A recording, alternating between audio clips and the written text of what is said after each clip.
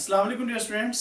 आज का जो लेक्चर हम डिस्कस करने जा रहे हैं that is land adaptations of bryophytes, और you can say that adaptations to land habitats of bryophytes. हम वो कैरेक्टर डिस्कस करने जा रहे हैं जिस बेस पे कोई भी प्लांट ब्रायोफाइट लैंड के एनवायरनमेंट को अडेप्ट किए हुए है। यानी कि हम वो फीचर डिस्कस करेंगे जिन फीचर्स की बेस पे ब्रायोफाइट्स इस जमीन के ऊपर एग्जिस्ट कर रहे हैं। तो आइए देखते हैं वो कौन कौन से कैरेक्टरिस्टिक्स हैं, वो कौन कौन सी एडेप्टेशंस हैं ब्रायोफाइट्स के अंदर जिस वजह से वो इस सॉइल के ऊपर, अर्थ के ऊपर वो एग्जिस्ट कर रहे हैं, जो ब्रायोफाइट्स को अर्थ के ऊपर रहने के काबिल बना रही है। तो ये इंपॉर्टेंट बोर्ड का लॉन्ग क्वेश्चन है, इस वजह से आप लोगों ने इसको बड़े ध्यान से सुनना है और आपने इन पॉइंट्स को अपने जहन में रखना है। इनकी आप हेडिंग्स बना सकते हैं। जैसे पहले आप बताएंगे कि ब्रायोफाइट्स के अंदर कम्पैक्ट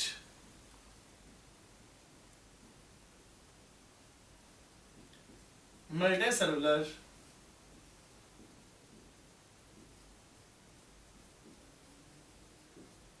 बॉडी पाई जाती है।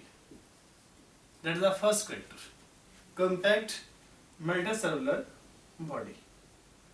अब इसमें ये वर्ड लिखा है compact।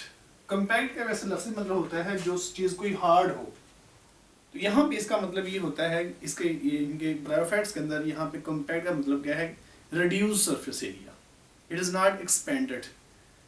यानी कि ये बहुत पैक फॉर्म में एग्जिस्ट कर रहे हैं ब्रायोफाइट्स। इनका सरफेस एरिया बहुत कम है, रिड्यूस सरफेस एरिया है। ये इन्वायरमेंट के सामने बहुत ज़्यादा एक्सपोज नहीं होते।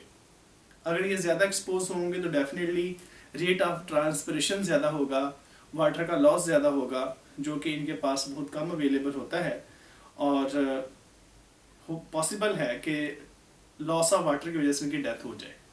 तो इनकी बॉडी सरफेस का एरिया बहुत कम होता है, रिड्यूस सरफेस एरिया होता है, जिस वजह से ये लैंड इन्वायरमेंट को अडेप्ट किए हुए हैं। Second, presence of cuticle. Presence of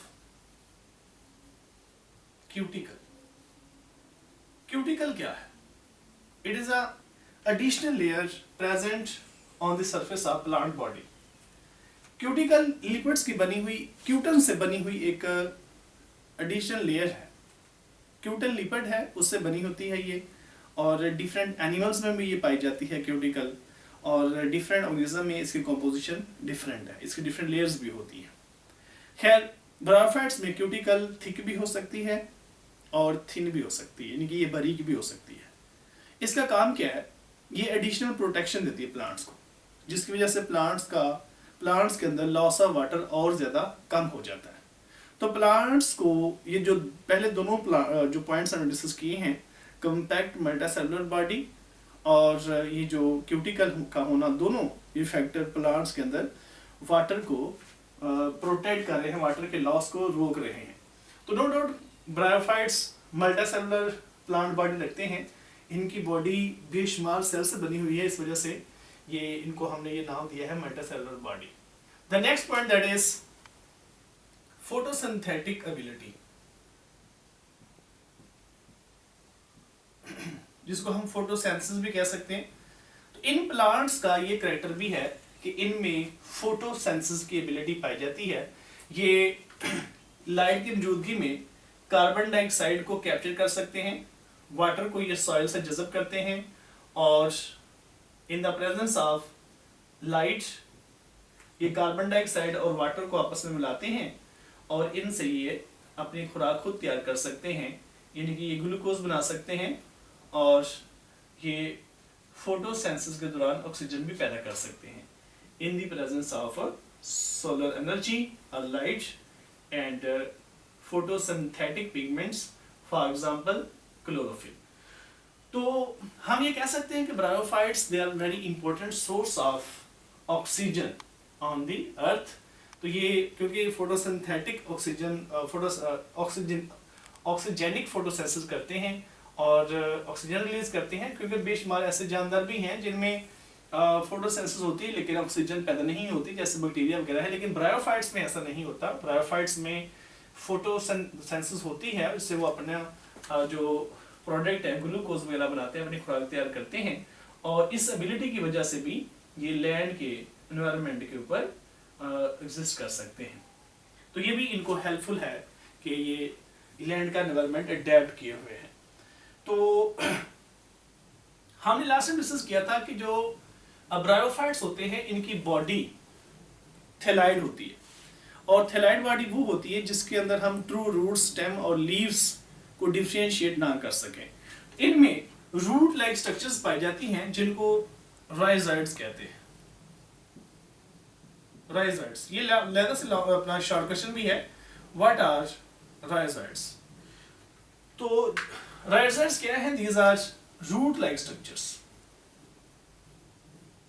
root like structures हैं जिनका काम क्या है, ये रूट्स नहीं है, रूट की तरह के स्ट्रक्चर्स है। रूट्स क्यों नहीं है? ये ट्रू रूट्स इस वजह से नहीं है क्योंकि इनमें जाइलम और फ्लोएम नहीं होते। तो इनका क्या काम है? जैसे लास्ट टाइम डिस्कस किया था कि ये प्लांट को सॉइल में एंकर भी करते हैं और एब्जॉर्प्शन में हेल्प भी करते हैं। Anchoring, holding plant to soil and also absorption of water and minerals from soil। तो ये राइजाइड का काम है। तो राइजाइड्स होने की वजह से ये लैंड के एनवायरनमेंट को बड़ी आसानी से अडेप्ट किए हुए हैं। फिर इनका एक कैरेक्टर है हेट्रोगेमी। हेट्रोगेमी, हेट्रो मतलब डिफरेंट, गैमिंग गैमेट्स, इनमें ये एबिलिटी पाई जाती है कि ये दो डिफरेंट काइंड के गैमेट्स प्रोड्यूस कर सकते हैं। यानी कि इनमें बेशुमार आप कह सकते हैं कि एंथ्रोजाइट्स बनते हैं, स्पर्म्स बनते हैं पानी के अंदर, जो कि वाटर के अंदर स्विम करते हुए आर्चिगोनियम तक पहुंचते हैं। तो दो डिफरेंट गैमेट्स बनने की वजह से एक जो एग है वो नॉन मोटाइल होता है और जो स्पर्म होते हैं वो मोटाइल होते हैं। तो स्पर्म मोटाइल होने की वजह से ये एग तक पहुंच जाते हैं पानी के जरिए से। अगर दोनों ही नॉन मोटाइल होते तो पॉसिबल है कि फर्टिलाइजेशन होती ही ना। तो इस वजह से कि इन प्लांट्स के अंदर दो डिफरेंट टाइप्स के गैमेट्स पाए जाते हैं, जिनके नॉन मोटाइल एग्स जो कि आर्चिगोनियम में होते हैं और मोटाइल स्पर्म्स या एंथ्रोजाइट्स जो कि एंथ्रीडियम में बनते हैं, वाटर के अंदर रिलीज हो जाते हैं। वहाँ वाटर के अंदर ये कीमोटैक्सन मूवमेंट के जरिए से आर्चिगोनियम तक पहुँचते हैं और वहाँ पे आर्चिगोनियम के अंदर फर्टिलाइजेशन हो जाती है। तो ये भी पॉइंट इसमें आप लोग मेंशन करेंगे कि इनमें हेट्रोगैमी होती है। Heterogamy. The next point that is antheridia and archegonia.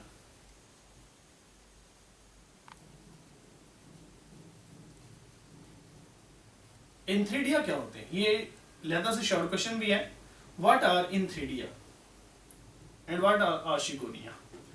Antheridia plants के मेल रिप्रोडक्टिव पार्ट्स हैं। ठीक हो गया जी। मेल रिप्रोडक्टिव पार्ट्स को क्या नाम देंगे हम? एंथ्रीडिया। और फीमेल रिप्रोडक्टिव पार्ट्स को क्या कहेंगे हम?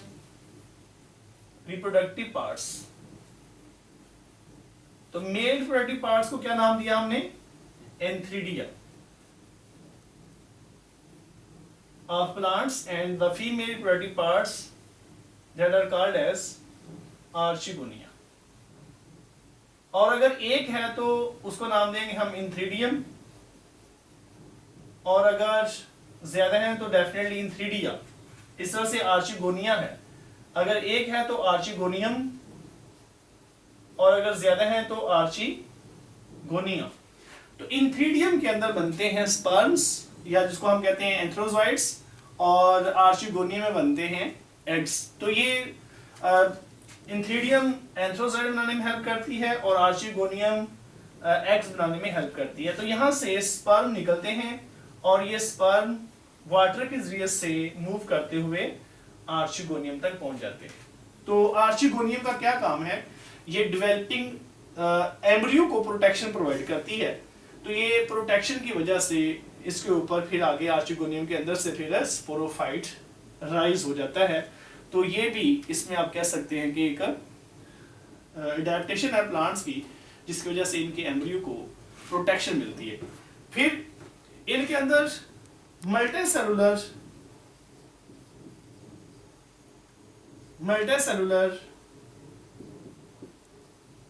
एम्ब्रियो पाया जाता है। और ये एम्ब्रियो कहाँ बनेगा, आप लोगों को खुद आइडिया होना चाहिए कि एम्ब्रियो कहाँ बनेगा। पहले तो ये बताएंगे एम्ब्रियो क्या होता है। एम्ब्रियो हम कहते हैं किसी भी इमैच्योर ऑर्गेनिज्म को जो अभी मैच्योरिटी की तरफ ग्रो कर रहा है, अभी ग्रो हुआ नहीं है, मैच्योर नहीं हुआ, उसको कहते हैं हम एम्ब्रियो। और ये एम्ब्रियो मल्टीसेलुलर होता है और ये आर्चिगोनियम के अंदर बनता है। और ये भी आप कह सकते हैं कि इनका कैरेक्टर है ब्रायोफाइट्स का कि इनमें मल्टीसेलुलर एम्ब्रियो बनता है, प्रोटेक्टेड होता है और ये आर्चिगोनियम से ग्रो करके नया प्लांट बनाता है। तो लास्ट इनका कैरेक्टर है that is alternation of generation.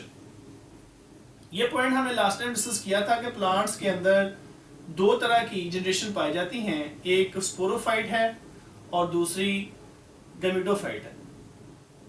ठीक हो गया जी। तो स्पोरोफाइट जनरेशन क्या करती है, स्पोरोफाइट जनरेशन से स्पोर्स बनते हैं और गैमेटोफाइट जनरेशन से गैमेट्स बनते हैं। दोनों जनरेशन एक दूसरे के साथ अल्टरनेट होती हैं और अल्टरनेशन की वजह से उनके अंदर ज़्यादा वेरिएशंस आती हैं, ज़्यादा उनमें कैपेबिलिटी पाई जाती है, ज़्यादा वो चेंजिंग एनवायरनमेंट के अंदर एग्जिस्ट करने के काबिल होते हैं। तो स्टूडेंट्स ये 8 पॉइंट आपने अच्छे तरीके से मेमोराइज करने हैं, इनको समझना भी है और यहाँ तक कि आपका ये लॉन्ग क्वेश्चन मुकम्मल होता है। ये लॉन्ग क्वेश्चन इंपॉर्टेंट है, मैं दोबारा बता रहा हूँ, तो इसको आपने अच्छे तरीके से मेमोराइज करने हैं। नेक्स्ट लेक्चर में इंशाअल्लाह मैं आपके साथ हाजिर होऊंगा। अपना बहुत ख्याल रखें। अल्लाह हाफिज़।